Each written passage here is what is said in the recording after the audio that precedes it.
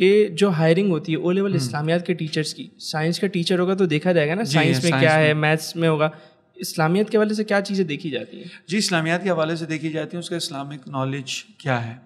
Degree बिल्कुल it is valid. अच्छा, मुफ्ती की डिग्री भी चलती है स्कूल्स में। हमारे यहाँ लोग बच्चे आते हैं कहते हैं कि लोग आकर कहते हैं कि हमारे दरस निज़ामी की डिग्री कोई नहीं वो करता। अच्छा, चलती तो है दरस निज़ामी की degree but you are qualified in Islamiyat. असल में मसला दरस निज़ामी के बच्चों को कहा था that is the language issue, क्योंकि कम्युनिकेशन इंग्लिश में, बच्चे उर्दू की इस्लाहात टर्मिनोलॉजीज नहीं समझते। प्रॉपर इंग्लिश में होती है, प्रॉपर इंग्लिश में कम्युनिकेशन होती है, प्रॉपर इंग्लिश में कम्युनिकेशन होती है। ये तो अभी पाकिस्तानी स्कूल है तो हम कुछ चीज़ें एक्सप्लेन करने के लिए उर्दू में चले जाते हैं, because they have to write paper in English language, और फिर वो इंग्लिश लैंग्वेज जो कि ब्रिटिश काउंसिल की है। सो इंग्लिश पे कॉम्प्रोमाइज़ नहीं है। फिर जो असल प्रॉब्लम होता है अहमद भाई, दैट आर टर्मिनोलॉजीज। हमने जो दरस निज़ामी में टर्मिनोलॉजीज पढ़ी होती हैं वो होती हैं, जैसे फॉर एग्जाम्पल आप कातिबीन वही गए। अब वहाँ मेरे साथ ऐसा हुआ, दरस निज़ामी का बंदा है, कहते हैं यार हमने तो आजकल कभी स्क्राइब्स के बारे में पढ़ा ही नहीं। मैं कहा भाई ये स्क्राइब्स का मतलब कातिबीन होते हैं। तो अच्छा कातिबीन है भाई, ये तो बहुत आसान है। मैं कहा हाँ, तो टर्मिनोलॉजीज बच्चे को नहीं पता होती है, टीचर को, बच्चा मेरे मुराद जो नया पढ़ाने वाला आ रहा है, तो उसको टर्मिनोलॉजीज नहीं पता होती कि इसमें क्या टर्मिनोलॉजी इंग्लिश में इस्तेमाल होते हैं। तो दैट इज़ द मेन। जैसे क्यास को एनालॉजी कहते हैं, अब किसको क्या पता होगा एनालॉजी इसको क्यास को कहते हैं। तो इस तरह की टर्मिनोलॉजीज़ हैं जिसके ज़रिए वो डिस्टर्ब हो जाते हैं। क्राइटेरिया आपको मैं कि उसको टर्मिनोलॉजीज़ पे बाकायदा उबूर हो कि वो बच्चों को समझा सकें। सेकंड, जो भी ओ लेवल्स इस्लामियात पढ़ाना चाहता है, एक चीज़ जो बहुत ओ लेवल्स में हर टीचर के लिए their lecture should be interactive.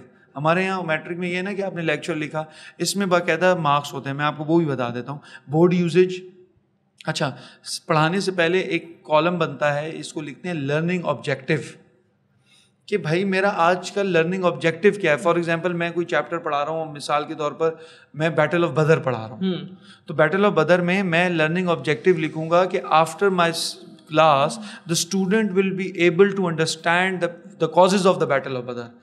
Learning objective class से पहले लिखना होता है कि बच्चों को पता है कि इस क्लास के बाद मैं कहाँ स्टैंड करूँगा। अगर आप नहीं स्टैंड करते, you are not a good teacher. और फिर ओ लेवल इस्लामियात में सीक्वेंस, जैसे मैंने कहा सिलेबस में सीक्वेंस है। अब बैटल ऑफ बदर हमारे यहाँ कैसे पढ़ाई जाती है, ये जंग हुई, ये हुई। ओ लेवल्स में not like that. First you have to write Badr, Badr क्यों, वजह तस्मिया सब। Second thing, the causes of the battle of Badr. Third, the events of the battle of Badr. उसके बाद the outcomes of the battle of Badr, कि क्या outcomes, it was beneficial और not. उसके बाद उसके फ्यूचर, ये सब, दिस इज कॉल्ड हायरार्की। ये करना आपको आना चाहिए।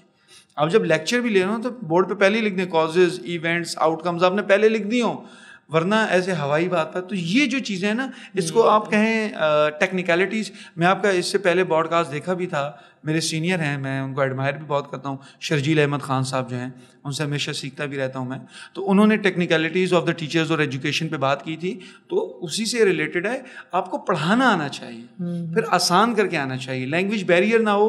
फिर ब्रिटिश काउंसिल की कुछ लेसन प्लानिंग होती है, आपको कंटेंट की नॉलेज ज़रूर होनी चाहिए। देखें, इस्लामियात की नॉलेज होना, ओ लेवल निसाब की नॉलेज होना अलग बात है। हमारे यहाँ लोग ये समझते हैं, मैं लोगों से बात होती है, मैं कहता हूँ यार इस्लामियात में पढ़ा, अल्हम्दुलिल्लाह मुझे तो उसूल हदीस भी पता है, मुझे तो ये भी पता है, हम तो मुतज़िला के एतराज़ात का जवाब दे देते हैं। मैंने कहा वो बिल्कुल सही है, वो एक जगह पर है, but technicalities of the subject is another issue.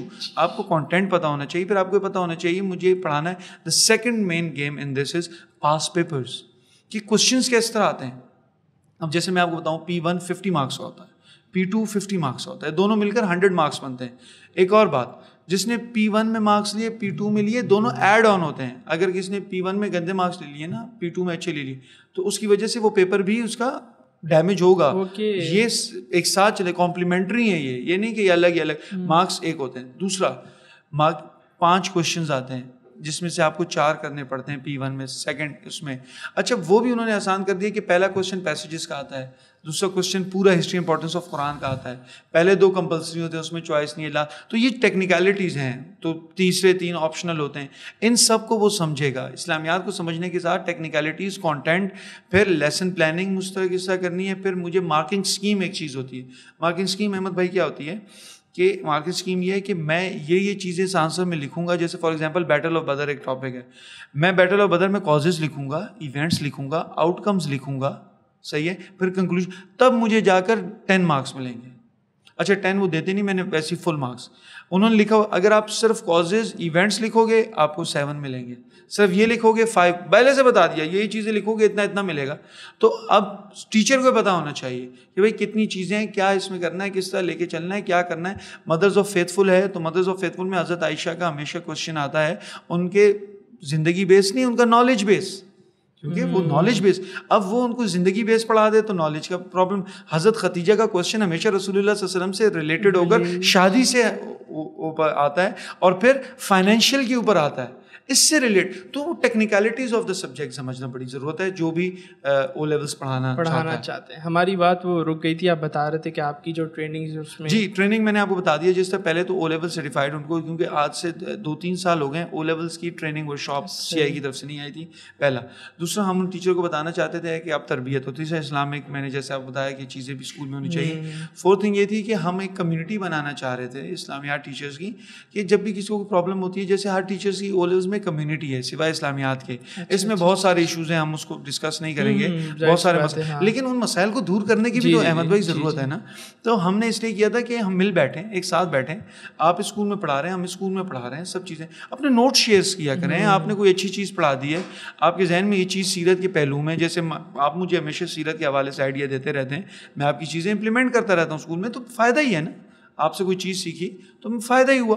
तो ऐसे हमने ऐसे ताकि तमाम इस्लामियात के टीचर एक साथ बैठे, उनको फ़ायदा हो। फिर जो नए बच्चे हैं, क्योंकि आपको पता है मदारिस से फ़ारिग होते तहसील बच्चे होते हैं, जहाँ हम मदारिस बनाते हैं, मदारिस में पढ़ाते हैं, that is a very good thing.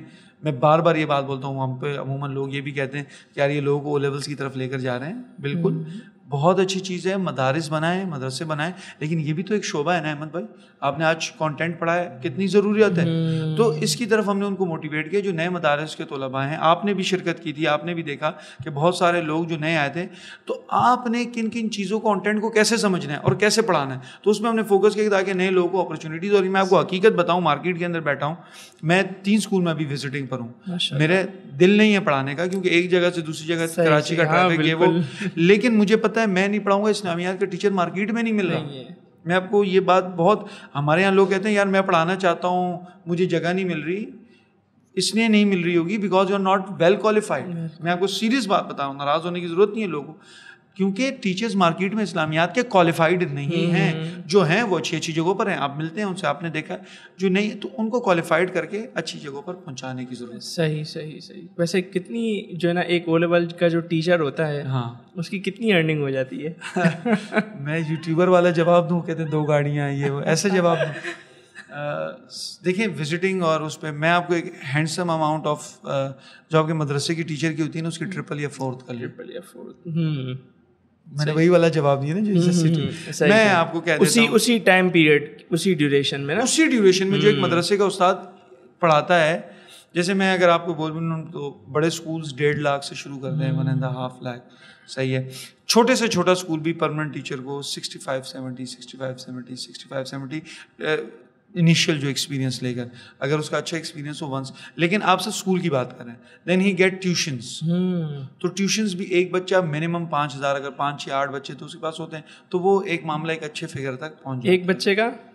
एक बच्चे का मैं 5,000 वो बोल रहा हूँ जो आपके पास डायरेक्टली ट्यूशन सेंटर का है। हाँ, अगर आपका नाम अच्छा है तो 10,000 पर बच्चा भी आते हैं। सही। फिर ऑनलाइन दुबई से बच्चे आते हैं। तो कैलकुलेटर खोल लीजिए, हिसाब किताब कर लीजिए, चले माशाल्लाह। नहीं देखें, अच्छा है ना, इनकम अच्छी होगी तो बंदा लगन से पढ़ाएगा और एक तरफ से सेटिस्फाई होगा तो दीन का काम कर सकेगा ना अच्छी तरह से। हमारा दोस्त कहता था अहमद भाई, पहले खिदमत हल्क फिर खिदमत खल्क। सही।